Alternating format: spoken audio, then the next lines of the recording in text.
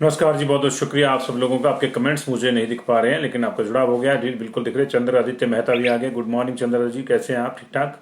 जेसी Rana ji good morning sir. सपना Thakur ma'am good morning. सीमा राही जी good morning.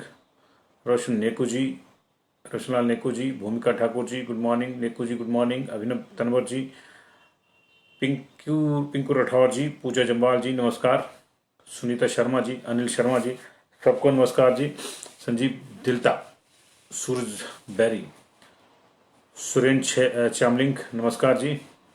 नीमा नीमा देवी, अजय कौंडल, विजय कुमार जी, सुनील कुमार जी, बहुत बहुत शुक्रिया आप सब लोगों का जुड़ाव के लिए। इसको शेयर भी कर दीजिएगा जी। संडे की सुस्ती की वजह से जो लोग अभी नहीं देख पा रहे हैं वो भी देख लेंगे। राजेश जी नमस्ते, सुशील जी, विकास जी, जोगिंदर सिंह ठाकुर जी, अनिल राजपूत जी नमस्कार, सुभाष चंद्र जी नमस्ते, संजीव ठाकुर जी जय हो, संजय कुमार जी नमस्ते, कुशल कपूर जी good morning, बिहारलाल Sharma ji good morning, Rajput Thakur ji नमस्कार, पंकु गुलेरिया जी नमस्ते, इंजीनियर अंकु सिंह जी नमस्ते, प्रीति शर्मा गुड मॉर्निंग, ऋचा राठौर नमस्कार, सुनील कुमार जी नमस्ते, राजनीश नमस्ते, ऋचा राठौर जी। अनन्या को भी गुड मॉर्निंग कहिएगा, हमारी सबसे छोटी दर्शक हैं और नियमित रूप से हमको देखती हैं। दीवान नेगी जी, सीमा शर्मा जी, ओम प्रकाश जी, राजपूत जी, अरुण कुमार जी, गुलाब ठाकुर जी, ठाकुर अजय जी, राजपूत राणा जे, वंदना जी, कौलदास जी नमस्कार, अजय अरोड़ा जी नमस्ते, तेन सिंह ठाकुर जी, मिठू सुनेजा, राजीव चौहान जी नमस्ते। कैसे हैं आप सब लोग? आपका संडे कैसा चल रहा है जी? आलम खान और आप लोग, मैं उम्मीद करता हूं कि आप SOPs का पालन कर रहे होंगे। अनूप शर्मा एडवोकेट जी, आलम खान जी, सतपाल शर्मा जी, मनीषा बसदेवा जी, आपके इलाकों में सबके क्या क्या हाल है वो भी बताते जाइए जी। अशोक राणा जी, संजय ठाकुर जी, सुनील कुमार जी नमस्ते, राजपूत टेक सिंह जी नमस्कार, अनिल जी, मनीष राजपूत जी, कुंतला शर्मा नमस्कार जी, विपिन जी नमस्ते, अनिल सियाल जी, नवीन चंदेल जी, दीप कुमार जी, साहिल जोशी जी नमस्ते, बिंटू शर्मा पाइसा वालों को भी नमस्ते जी, चरणजीत जी, यशपाल जी, सुधीर जी। पाइसा वाले थोड़े सर्क रहे हैं जी, वहाँ गुम्मा और पाइसा के आसपास संक्रमण ज़्यादा है। अकरम खान, सीमा ठाकुर, नरेश कुमार जी नमस्ते, कुलदीप जी नमस्ते। बहुत बहुत शुक्रिया जी आप लोगों का इस जुड़ाव के लिए। गुड मॉर्निंग बुलेटिन लेकर मैं आपके समक्ष हाजिर हूँ। मेरा नाम संजीव शर्मा है और आप पंजाब के CTV देख रहे हैं। इसको जल्दी से जल्दी आप शुरू कर दीजिए। रिचर्ड राठौर जी मेरी नमस्ते अनन्या तक पहुंचा दीजिएगा। वो मुझे मालूम है कि वही देख रही होंगी आपकी ID से, सबसे नन्ही दर्शक है हमारी, और वीडियो बना के भेजती है कि जिस तरह से हम पढ़ते हैं उस तरह से पढ़ती है। अच्छी बात है, जागरूकता होनी चाहिए। तो देश दुनिया के हालात अभी कोई ज़्यादा चेंजेस नहीं है जी। कोरोना के लिहाज से हाहाकार मचा हुआ है। ऑक्सीजन का संकट लगातार बरकरार है। दिल्ली में 20 और लोगों की मौत ऑक्सीजन नहीं मिलने की वजह से हो गई है। ये जो है जयपुर गोल्डन हॉस्पिटल जो है दिल्ली का, वहाँ पे ये कल ऑक्सीजन खत्म हो गई थी, जिसकी वजह से 20 मरीजों की मौत हो गई। उधर ये संकट पंजाब भी पहुंच गया है और अमृतसर में 6 मरीजों की मौत हो गई है ऑक्सीजन की वजह से। और ये फतेहगढ़ चूड़ियां रोड स्थित नीलकंठ हॉस्पिटल में ये शुक्रवार देर रात 1 बजे से ऑक्सीजन खत्म हो गई थी, जिसकी वजह से जो 6 लोगों ने दम तोड़ दिया, जिसमें से 4 जो है कोविड पॉजिटिव लोग थे, 2 दूसरे रोगों से जूझ रहे थे। तो ऑक्सीजन का संकट लगातार अब न सिर्फ कोरोना वालों के लिए बल्कि जो दूसरे लोग हैं उन पर भी भारी पड़ रहा है। उधर दिल्ली में लॉकडाउन बढ़ सकता है। दिल्ली में आपको याद होगा 26 तारीख को यानी कल सुबह 5 बजे लॉकडाउन खत्म होगा। 10 दिन का ये लॉकडाउन लगाया था, लेकिन अभी लगता है कि इसको बढ़ाया जा सकता है, क्योंकि दिल्ली की स्थितियां लगातार खराब है। दिल्ली में पिछले 24 घंटे में 24,000 से ज्यादा केसेज आए हैं और मौतें भी 350 से ज्यादा हुई हैं। ऐसी स्थिति में दिल्ली में लॉकडाउन बढ़ाया जा सकता है, लेकिन समस्या यह है कि एक तरफ हमारा देश लगातार कोशिश कर रहा है कि इस समस्या से पार पाया जाए। कल ही प्रधानमंत्री ने एक फैसला लिया था पूरी समीक्षा के बाद कि अमेरिका से 10,000 ऑक्सीजन कंसंट्रेटर मंगवाए जाएंगे। उसको एयर इंडिया के स्पेशल प्लेन जो है वो लाएंगे। सैन फ्रांसिस्को और दूसरे इलाकों से इनको लाया जाएगा और 3 महीने तक कस्टम ड्यूटी नहीं ली जाएगी ऑक्सीजन उपकरणों को लेकर। लेकिन इसके बावजूद समस्या जो है अभी उसको समय लग सकता है। अभी 1 हफ्ता अगला जो है वो बहुत क्रिटिकल है इस लिहाज से। अब कितनी ऑक्सीजन आती है कितनी नहीं आती ये देखना होगा। कोर्ट ने भी कल कहा है कि जो ऑक्सीजन वाले मामले में जो है रोड़ा अटकाएगा उसको हम लटका देंगे। बड़ी अच्छी बात है जी, लेकिन समस्या यह है कि जब प्यास लगती है तब हम तभी कुआं खोदने की ओर जो ध्यान देते हैं। कोर्ट इससे पहले कहाँ था, उनको ये चीजें क्यों ध्यान में नहीं थी, ये भी एक बड़ा प्रश्न है। कोर्ट लास्ट मोमेंट पे इस तरह के ऑर्डर देता है तो उससे पैनिक भी ज्यादा फैल जाता है। उससे पैनिक भी ज्यादा फैल जाता है और सरकार का आधा अमला जो है कोर्ट में ही रह जाता है। इसलिए मुझे लगता है कि संयम वाला मामला है। ठीक है, माननीय न्यायाधीशों की जो विवेक होगा उसको तो चुनौती नहीं दी जा सकती, वो हमसे बढ़िया ही होगा। उन्होंने ठीक कहा है, ये उन्होंने भी एक संदेश देने की बात करी होगी कि अगर कोई इस तरह से रोड़े अटकाता है ऑक्सीजन की सप्लाई में तो उसको जो है हम लटका देंगे। हालांकि ये अलग बात है कि मुझे नहीं लगता कि कोई रोड़े अटकाएगा। बीच की समस्याएं कुछ और हो सकती हैं, कुछ कालाबाजारी हो सकती है ऑक्सीजन की, इतनी कमी नहीं है जितनी क्रिएट की जा रही होगी, क्योंकि पैसा लूटने वाले भी कम नहीं है इस देश में। जैसे रेमडेसिविर को लेकर हो गया था, लूट सूट शुरू हो गई थी, तो वैसे ही अगर जैसे रेमडेसिविर की कीमतें तय करी थी वैसे ही ऑक्सीजन के सिलेंडर की भी कीमतें तय हो जाए तो मुझे लगता है कि काफी हद तक हो जाएगा। और जमाखोरी अगर कहीं है तो उसको भी पकड़ना चाहिए जी। और ये जो है मुझे लगता है कि हम सबको मिलकर इसको देखना होगा। शहरों में ऑक्सीजन की प्रॉब्लम ज्यादा है क्योंकि वहां ऑक्सीजन वैसे ही ऑक्सीजन का लेवल कम होता है। आपको याद होगा, ये इसको हम अभूतपूर्व संकट मान रहे हैं, निश्चित तौर से है, कोरोना की बीमारी है तो संकट तो है ही। लेकिन आपको याद होगा जब कोविड नहीं था तब क्या था, तब भी दिल्ली में दिसंबर महीने में और जनवरी महीने में इवन ऑड फार्मूले लगते थे। क्यों लगते थे? क्योंकि दिल्ली की हवा जहरीली हो गई है, दिल्ली की हवा में ऑक्सीजन कम हो गई है, बाकी गैसें ज्यादा हो गई हैं, वहां सांस लेना मुश्किल हो गया, स्मॉग की वजह से प्रॉब्लम आ गई है। पिछले 4-5 साल से आप ये परेशानी वहां सुन रहे होंगे। तो फिर कोर्ट तब कहां था? कोर्ट को तभी अगर करना चाहिए। ऑक्सीजन देखिए, ये फाइलों में ऑक्सीजन लगाने वाला जो काम है ये नहीं होता। ऑक्सीजन का बेस्ट स्रोत जो है वो पेड़ ही है। जब तक हम पेड़ नहीं लगाएंगे तब तक हमको दिक्कत होगी। हम पीठ पे सिलेंडर लाद के चलने से बेहतर है कि आसपास पेड़ों को बहुत ज्यादा प्लांटेशन करें। लेकिन कितनी हो रही है कितनी नहीं, ये भी एक समस्या। होता क्या है कि जब कोई समस्या आती है तब हम लोग चिल्लाते हैं, उसके बाद हम बैठ जाते हैं। ये प्रॉब्लम है। हम लोगों को दीर्घकालिक हल भी ढूंढने होंगे। दिल्ली की अगर समस्या है ऑक्सीजन की, वैसे पूरे देश की है, इसको उस तरह से नहीं देखा जा सकता। लेकिन आप एक मैंने जो आपको बताया कि आप इसको भी याद करिए कि दिल्ली में तो वैसे ही ऑक्सीजन का लेवल जो है बहुत लो है। अगर ऑक्सीजन का लेवल वैसे ही ज्यादा होगा तो लोगों में भी लेवल ज्यादा होगा। जैसे हिमाचल में है या दूसरे पहाड़ी राज्य हैं जहां पे हरियाली ज्यादा है, वहां पे इस तरह की समस्याएं कम है। कम क्यों है? क्योंकि लोगों में अपना ऑक्सीजन लेवल ज्यादा है। दिल्ली में वैसे ही ऑक्सीजन लेवल लोगों का जो है सामान्य के मुकाबले कम होगा, क्योंकि वैसे ही हवा में ऑक्सीजन कम है और दूसरी जहरीली गैसें ज्यादा है। तो ये चीजें हैं। तो दिल्ली में लॉकडाउन बढ़ सकता है जी, उसकी वजह भी बताएंगे आपको कि क्यों बढ़ सकता है, क्यों नहीं बढ़ सकता है, और कुछ और आपको जानकारी देंगे। फिर हिमाचल पे आएंगे। पहले मैं आपको बता दें कि आज पिछले 24 घंटे में 3,48,969 यानी 3,49,000 के आसपास नए केसेस आए हैं, और ये भी लगातार बढ़ रहा है। पिछले 24 घंटे में 3,45,000 थे तो 5,000 के आसपास और बढ़ गए हैं। 2761 लोगों की जान गई। ये लगातार बढ़ रहा है। 200 और बढ़ गए हैं पिछले 24 घंटे में, 200 और बढ़ गए। 2500-2600 के आसपास था, 2761 हो गया है, तो 200 के आसपास और बढ़ गया है। ये जो है हमारी ये ज्यादा चिंता है। 2,15,000 लोग ठीक हुए 24 घंटे में। कुल हमारे पास 1,59,00,000 लोग अब तक पॉजिटिव हैं, हो चुके हैं इस देश में। 1,40,00,000 ठीक हो चुके हैं। 1,92,000 की 1,92,000 लगभग 2 लाख को हम पहुंच रहे हैं मौतों के आंकड़े में हो चुकी है। और अभी भी 26,74,000 पौने 27 लाख लोग जो हैं एक्टिव हैं। ये चिंता है जी हमारे लिए। उधर दिल्ली में लगातार परेशानी बढ़ रही है। 6 दिन के लिए जो लॉकडाउन लगाया था, माफ कीजिए 10 बोला था मैंने पहले, 6 दिन के लिए जो लगाया था वो कल सुबह 5 बजे खत्म हो जाएगा। लेकिन माना जा रहा है कि लॉकडाउन बढ़ सकता है, क्योंकि वहां पॉजिटिविटी रेट जो है कोविड का वो 32% से ऊपर चल रहा है। ऑक्सीजन का संकट बना हुआ है, बेड की किल्लत है, और सरकार के पास कोई लगता नहीं कि और रास्ता है। 19 अप्रैल की रात को ये 10 बजे दिल्ली में लॉकडाउन शुरू हुआ था, 26 अप्रैल को उसको खत्म होना था। लेकिन अभी स्थितियां कहीं से भी जो है वो श्रेयस्कर नहीं है अभी। तो ये जो है दुनिया की और देश की थोड़ी थोड़ी खबरें थी।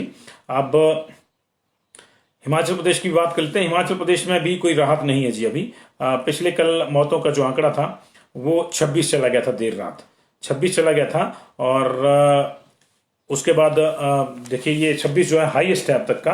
तो बहुत ज्यादा कंफ्यूजन पिछले कल मौतों को लेकर था। कई बार होता क्या था कि टीम सी में किसी की मौत होगी, हमीरपुर वाले की या चंबा वाले की, उसने वहां भी गिन लिया और चंबा वालों ने अलग से रिलीज कर दिया, तो उसमें भी कई बार डबलिंग हो जाती है। तो उस डबलिंग को अवॉइड करने के लिए हम देर रात तक काम करते रहे।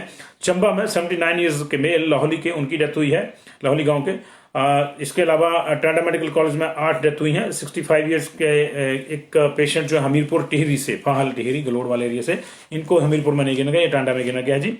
और तीसरी डेथ जो है वो चंबा खास है नगरोटा में गांव के साथ, नगरोटा पंचायत के साथ, देहरा में यहाँ की है। चौथी डेथ जो है वो ढालपुर कुल्लू की, ये कांगड़ा में हुई टांडा मेडिकल कॉलेज में। पांचवी डेथ टीएमसी यानी टांडा मेडिकल कॉलेज में जो है वो चुराह चंबा के रहने वाले छपरों के। अब देखिए कल दो बातें आई थी कि चंबा में 2 डेथ हुई हैं, लेकिन एक डेथ जो है कांगड़ा में हुई है, तो इसलिए वो चंबा में नहीं गिनी जाएगी। कई जगह डबल गिन ली है कुछ लोगों ने।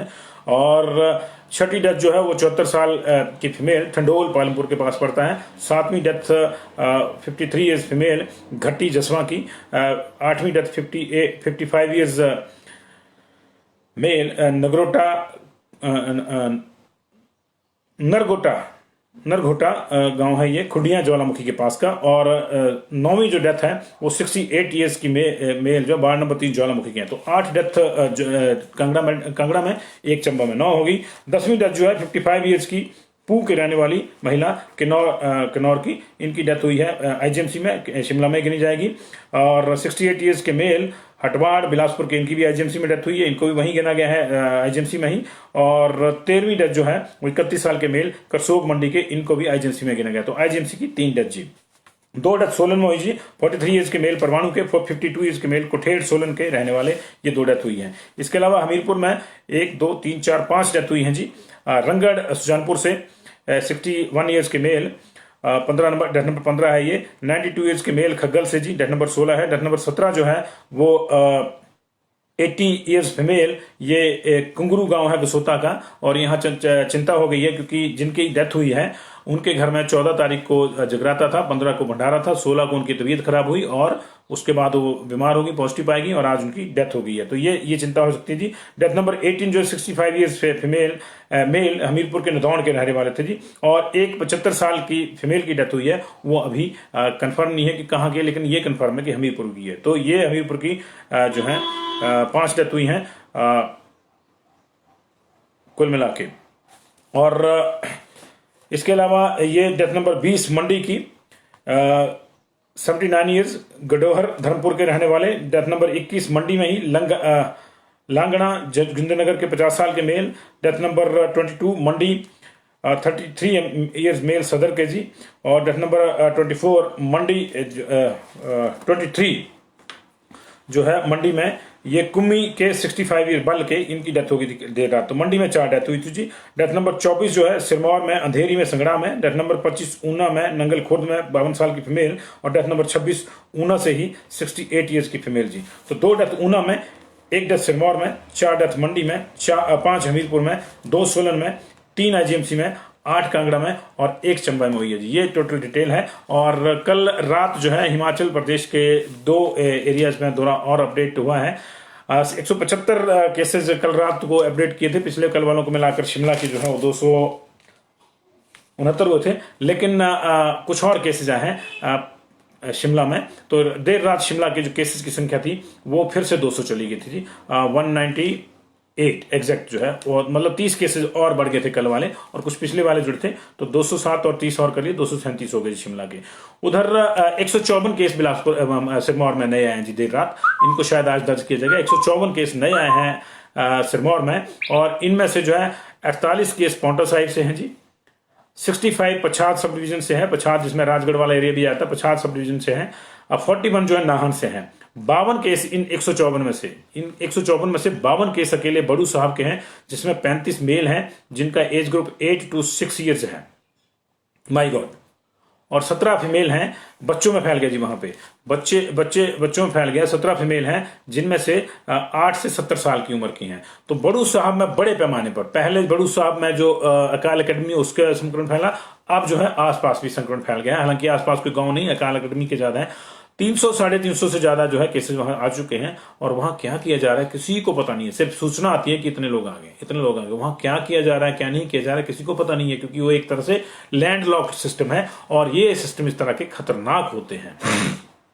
52 केस बड़ू साहब के जी, 4 केस नाहन मेडिकल कॉलेज के, 3 केस सुंदरबाग कॉलोनी नाहन के, 3 cases PWD sub division Nahan के, 9 केस पुलिस चौकी नाहन के पॉजिटिव आए हैं जी। और 3 केस पटाखा फैक्ट्री दिलमन, इंक्लूडिंग 3 मेल्स एज 23, 26 से 20 ईयर के, इनको मिला के आए हैं जी। और इसके अलावा जो है 3 केस शमशेरपुर पौंटा साहिब से आए हैं, 3 case court number 2 Paonta Sahib से आए हैं जी, 3 केस शंभूवाला नाहन से आए हैं और बाकी केस जो हैं अलग अलग जगह से हैं। ये इसमें सीजीएम कोर्ट नाहन से भी केस है जी और पौंटा साहिब वाले कोर्ट के भी हमने केस बताए। तो लगातार ये परेशानियां बढ़ी हुई है हिमाचल प्रदेश की भी। कल कुल मिला के 1929 केस आए। ये जो मैंने आज बताया आपको, ये जो है ये केसेस आज ही दर्ज होंगे। 89 केसेस जो कल दर्ज कर लिए गए थे लेकिन उनकी डिटेल नहीं आई थी बिलासपुर के 89 केसेस की, 184 थे वहां पे और डिटेल जो थी वो हम आपको सिर्फ 95 की दे पाए थे। तो 89 जो पेंडिंग थे वो भी आ गई थी देर रात जी, उसको सुबह ही अपडेट किया है। इसमें 30 घुमारवीं वाले एरिया के हैं जी, 21 सदर वाले एरिया के नए और 22 लोग जो हैं वो झंडूता वाले एरिया के केसेस हैं। इसके अलावा भराड़ी गांव जो है घुमारवीं पड़ता है, वहां से 14 लोग पॉजिटिव एक ही गांव से, 15 लोग डंगार से पॉजिटिव हैं जी, 15 लोग एक ही जगह से डंगार से पॉजिटिव हैं, 17 लोग बल्टू बनी है कोई बल्लू बनी जगह है जी झंडूता में गांव, 15 लोग जो 17 लोग वहां के पॉजिटिव हैं। ये 3 बड़े गांव जो है वहां संक्रमण का शिकार हो गए, गांव के गांव संक्रमण का शिकार हो गए। लेकिन अभी जो सबसे बड़ी बात है वो क्या है कि मान लीजिए कल हमारे पास जैसे 1929 केस आए, अब इसमें सबसे बड़ी समस्या यह है कि इसमें से 1600 केस ऐसे हैं, हम देख रहे थे पूरी रात को भी देख रहे, सुबह उठ के 1600 केस ऐसे हैं जो कॉन्टैक्ट्स हैं। समझ रहे हैं आप, एक लोग पॉजिटिव आया और उसकी वजह से 5, 6, 8, 10, 12, 15, ये देखिए ये बल्लू बनी गांव जो है 22 लोग अगर वहां पॉजिटिव आए हैं तो ये सिर्फ जो शुरू में 2 लोग पॉजिटिव आए थे यहां उनके कॉन्टैक्ट हैं, आगे कॉन्टैक्ट ज्यादा बढ़ रहे हैं। झंडूता में भी इसी तरह से ये झंडूता का दिया, भराड़ी में भी कॉन्टैक्ट है जी, मैक्सिमम कॉन्टैक्ट है। मैक्सिमम लोग जो है 90% के आसपास जो केसेस हैं वो प्राइमरी कॉन्टैक्ट्स और सेकेंडरी कॉन्टैक्ट्स में आ रहे हैं। इसका मतलब कि होम आइसोलेशन का पालन ढंग से नहीं हो रहा है। इतने बड़े परिवार नहीं है, ये आप मानेंगे कि अब इतने बड़े परिवार तो हैं ही नहीं कि किसी परिवार में ही 22 लोग हों जी, कि एक पॉजिटिव आ गया तो परिवार को तो मान लिया कि परिवार में रह रहा है, वहां सुविधाएं नहीं है और बाकी लोग भी पॉजिटिव आ गए, ये संभव नहीं है। 22 लोग तो गांव में होते हैं, परिवार में कहीं नहीं होते हिमाचल प्रदेश में। ऐसी कोई कभी फैमिली होगी तो बड़ी बात है, लेकिन इस तरह के परिवार में 4 या 5 लोगों से ऊपर का परिवार नहीं होता। तो अगर 22 लोग पॉजिटिव हो रहे हैं दो लोगों की वजह से, इसका मतलब एक परिवार में जिनको पॉजिटिव आए थे शुरू में उनकी कॉन्टैक्ट हिस्ट्री लंबी है, उन्होंने परवाह नहीं मारी और मामला ये परेशानी वाला हो गया। लगातार मौतें जो हैं वो इस तरह से हो रही हैं कि पहले ये होता था कि आदमी पहले 3-4 दिन डेडिकेटेड कोविड केयर हॉस्पिटल में रहता था, उसके बाद जो है उसकी अगर खुदा न खासा तबीयत संभल नहीं पाती थी, बिगड़ जाती थी, तो उसको जो है हायर इंस्टीट्यूशन में रेफर किया जाता था और वहां जाके अनफॉर्चुनेटली कुछ लोगों की डेथ होती थी। लेकिन अभी क्या हो रहा है, अभी इतना टाइम नहीं मिल रहा है। अभी समस्या यह है कि देखिए ये गसोता वाली जो महिला जिनकी कंगरू वाली जिनकी डेथ हुई है कल, इनको पॉजिटिव पाया गया, 16 तारीख को इनकी तबीयत खराब हुई, 17 को पॉजिटिव आ गया, कल इनकी डेथ होगी। इनको फिर भी 6 दिन मिले। खग्गल में 2 दिन के भीतर 2 मौतें, गलोड़ में 2 दिन के भीतर 3 मौतें, एक ही घर में 2 मौतें। उधर फाहल वाला जो केस है टिहरी वाला गलोड़ का, वो भी बस लास्ट मोमेंट पे वो गए और उनको वहां पॉजिटिव पाया गया। बहुत से लोग ऐसे हैं जिनकी जो है 24 तारीख को जिन लोगों की डेथ हुई है, ये जो 24 की जो 26 डेथ है 24 तारीख की, इसमें से 18 या 17 डेथ ऐसी हैं जिनकी रिपोर्टिंग जो है वो 22 की शाम को या 23 को ही हुई थी, यानी एक 2 दिन के भीतर जो है इनकी मौत होगी। दैट मीन्स कि या तो लेट रिपोर्टिंग है या स्ट्रेन का बहुत ज्यादा खतरनाक है, दोनों चीजें हैं। स्ट्रेन को लेकर अभी कोई इस तरह का बयान नहीं आया कि कोई नया स्ट्रेन हमारे यहाँ है। कुछ केसेज आए थे जीनोम सीक्वेंसिंग के बाद ब्रिटेन स्ट्रेन के, लेकिन उनमें से कुछ ठीक भी हैं। प्रॉब्लम यह है कि हम लोगों में से बहुत से लोग जो हैं इसको लाइटली ले रहे हैं, या लाइटली नहीं भी ले रहे हैं तो पैनिक होके रिपोर्ट नहीं कर रहे हैं, पैनिक हो जाते हैं। अगर किसी को जुकाम लक्षण आ गए तो इधर उधर नीम हकीम खतरे जान के पास भागता है, लेकिन जहां उसको जान चाहिए वहां नहीं जाता, और यही समस्या है। पैनिक होने की जरूरत नहीं है। अगर किसी को सिम्टम्स आ जाते हैं तो वो टाइमली रिपोर्ट कर दे। टाइमली रिपोर्टिंग का फायदा होगा कि जान का नुकसान नहीं होगा। 8-10 दिन की आइसोलेशन आपको झेलनी पड़ेगी, लेकिन उससे डर के मारे अगर आप 3-4 दिन और लेट करेंगे और फिर अचानक किसी की डेथ हो जाएगी, ये ज्यादा अनफॉर्चुनेट है। लाइफ इज मोर इंपॉर्टेंट जी, लाइफ इज मोर इंपॉर्टेंट। इसलिए प्रॉब्लम यह है कि ये जो समस्या है ये सरकार की क्रिएट की हुई नहीं है। सरकार को तो जो करना था उसने नहीं किया। हम लोग विदेशों में भेज रहे हैं, इतने ज्यादा मित्र डोज वैक्सीन के हम वहां भेज रहे हैं जी, इतनी ज्यादा दवाई हम वहां भेज रहे हैं जी, इतनी ज्यादा चीजें हम वहां भेज रहे हैं जी, फलां राष्ट्र को 10 लाख डोज दिए, फलां राष्ट्र को 5 लाख डोज दिए, फलां राष्ट्र को 6 लाख डोज गिफ्ट कर दिए। हमारे यहाँ ऑक्सीजन की भी कमी है और वैक्सीन की भी कमी महसूस हो रही है। अभी देखिए 1 तारीख से वैक्सीन की भी कमी जो है प्रॉब्लम आ जाएगी, ऊपर से वैक्सीन वालों ने रेट बढ़ा दिए, ये भी दिलचस्प है। 150 से शुरू होकर मामला 600 और 400 पे आ गया। राज्यों को 400 में देंगे, निजी हॉस्पिटल को 600 में देंगे एक डोज। पहले 2 डोज का 500 रुपये था निजी हॉस्पिटल में, अब 700 रुपये बढ़ गया, मतलब डबल से ज्यादा बढ़ गया। ये भी मुनाफाखोरी वाला मामला है। क्यों? अब एक मोटा सा सवाल है, आप खुद बताइए, आप में से इस समय बहुत से लोग देख रहे हैं, ऐसे कितने लोग हैं जो अपनी जान बचाने के लिए, वैक्सीन लगवाने के लिए 100 या 200 रुपये खर्च नहीं कर सकते? ऐसे कितने लोग होंगे? 1% पूरे देश में, 2%, 10% मान लीजिए, इससे ज्यादा तो नहीं होंगे, इससे ज्यादा तो नहीं होंगे जो 100-200 रुपये नहीं है। रात को शाम को रोज 200 रुपये का संतरा पी जाएंगे। ये मैं मिनिमम शुरू कर रहा हूं गरीब से गरीब व्यक्तियों की, जिनको आदत है। मैं ऐसे नहीं करूंगा सबको ही है, लेकिन ऐसे लोग हैं जो बीपीएल की श्रेणी में है, रात को 200 रुपये का संतरा पी जाएंगे। तो क्या वो अपने परिवार को बचाने के लिए 200 रुपये वैक्सीन का नहीं दे सकते? सरकार को ये वैक्सीन गवर्नमेंट हॉस्पिटल्स में या जो सर्टिफाइड हॉस्पिटल्स उन्होंने करे हैं, एम्पैनल किए हैं, वहां लगवानी चाहिए थी, लेकिन इसके पैसे सरकार कुछ ना कुछ रख लेती, हर आदमी देता, हर आदमी देता। लेकिन प्रॉब्लम क्या है, अब आधा फंड सरकार का वहां चला जाएगा, उसी पैसे से आप वैक्सीन खरीद लेते। अगर आपने 130 में से मान लीजिए 70 करोड़ को वैक्सीन लगानी है, और अगर आप 100 रुपए भी लेते हैं, तो आपके पास कितने हो जाते जी? हो जाते ना। देखिए 70 को 2 जीरो लगाइए, 7,000 करोड़ रुपए हो जाते। उस 7,000 करोड़ रुपए में आप ऑक्सीजन ले आते तुरंत, प्रभाव से जहां से भी लाते। प्रॉब्लम यहां आती है जी, प्रॉब्लम यहां आती है। इसलिए जो सक्षम है वो भी देते, जो नहीं है वो भी 200 रुपया 300 रुपया मिनिमम चार्जेस रख देते तो होता। अभी हो क्या रहा है हमारे यहाँ, देखिए मंडी में जो पहला मंडी या शिमला में या हमीरपुर में जो पहले डोज किसको लगे जी? किसको लगे? ये ब्रिगेडियर रिटायर है जी, ये कर्नल रिटायर है जी, इनको लगा। एक ब्रिगेडियर, एक कर्नल, एक सरकारी एम्प्लॉइज, क्या 200 रुपया, 100 रुपया, 500 रुपया नहीं दे सकता? फ्री ऑक्सीजन, फ्री उसको वैक्सीन की जरूरत है क्या?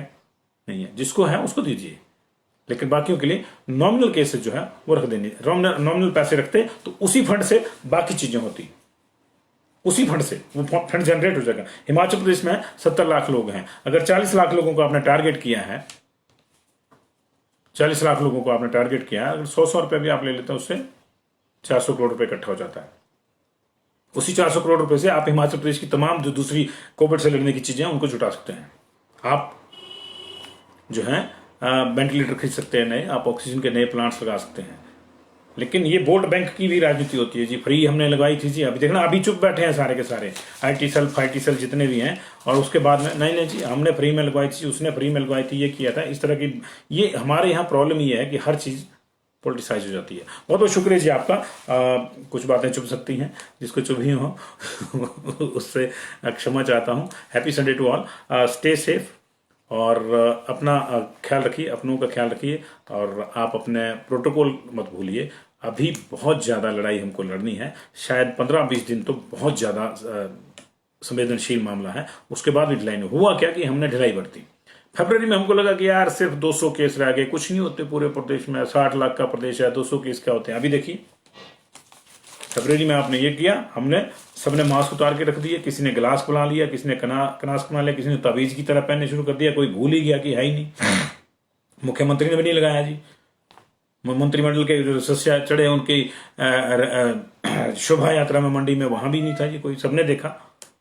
किसी एक को टारगेट करने की जरूरत नहीं है, लेकिन जब इस तरह से होता है तो क्या होता है, डाउन द लाइन भी कोई नहीं लगाता है, डाउन द लाइन भी कोई नहीं लगाता है। और उसकी वजह से प्रॉब्लम ये क्रिएट होगी कि हम लोगों ने बहुत लाइटली लिया, ऊपर से इलेक्शन थे, इलेक्शनों के देखिए अब रिजल्ट आ रहे हैं।